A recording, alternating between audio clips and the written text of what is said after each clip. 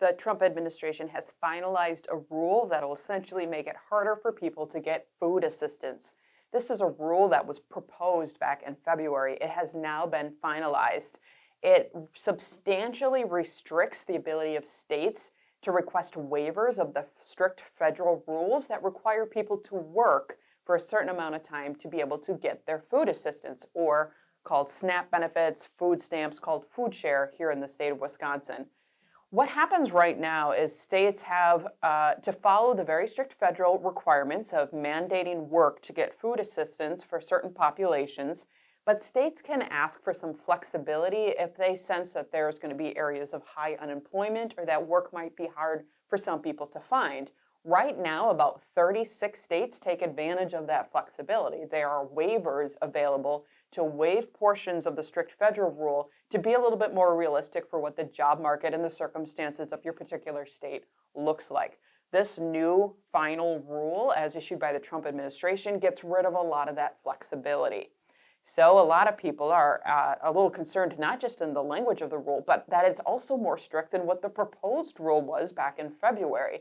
That February 1st proposed rule got tens of thousands of comments, many of them saying that even in its proposed form, the rule was too strict. Now that the administration had a chance to review those comments, they came out with a rule that's actually worse. And a lot of comments have circulated as this rule was finalized, many calling it an immoral attack on the most vulnerable, the lowest income individuals trying to find work, not able to, and now being punished by having their food assistance taken away. There was also a quote coming out of the Leadership Conference on Civil and Human Rights that said, this is what cruelty looks like. Some very harsh comments about a very harsh rule. The Trump administration itself estimates that once this rule is implemented, which is scheduled to take effect, ironically, on April Fool's Day of 2020, that over 750,000 individuals will lose their food assistance. The people that this is directed toward is not everybody getting food assistance. It's people that fall within a certain age range of 18 to 49. It's people that don't have dependents in the home. So this is not parents. This is people without children or tax dependents in the home. And if you have a disabling condition, this rule doesn't apply to you as well. That being said, people in the age range of 18 to 49 who do not have dependents and do not have a disability, if you cannot meet the more strict requirements, this rule would apply to you, and that's where that 750,000 number comes from, of people probably not being able to sustain work to be able to keep their food.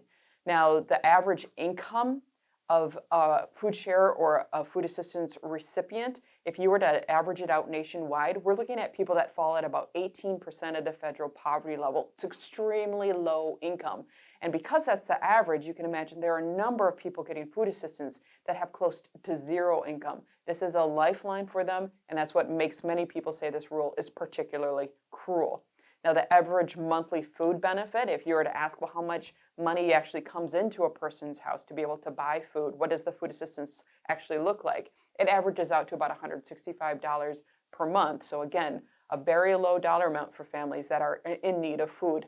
Now, a lot of people, as you can imagine, are commenting on this final rule, just like they commented on the proposed rule. A lot are very concerned about a desperate impact on minority families, on immigrant families, but more than ever before, on rural families, especially those areas where jobs are just hard to find. That's why the exception was created in the first place, was with a particular focus on some of our rural communities where there just is not a booming job market.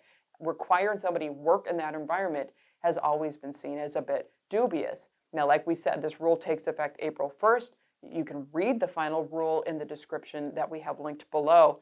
We will keep you posted as people comment on the final rule, as people reevaluate what the work environment in their state looks like. We can imagine some state governors or health secretaries might want to weigh in on some of the provisions and the people this might impact, and we will keep you posted. So make sure you subscribe to stay up to date.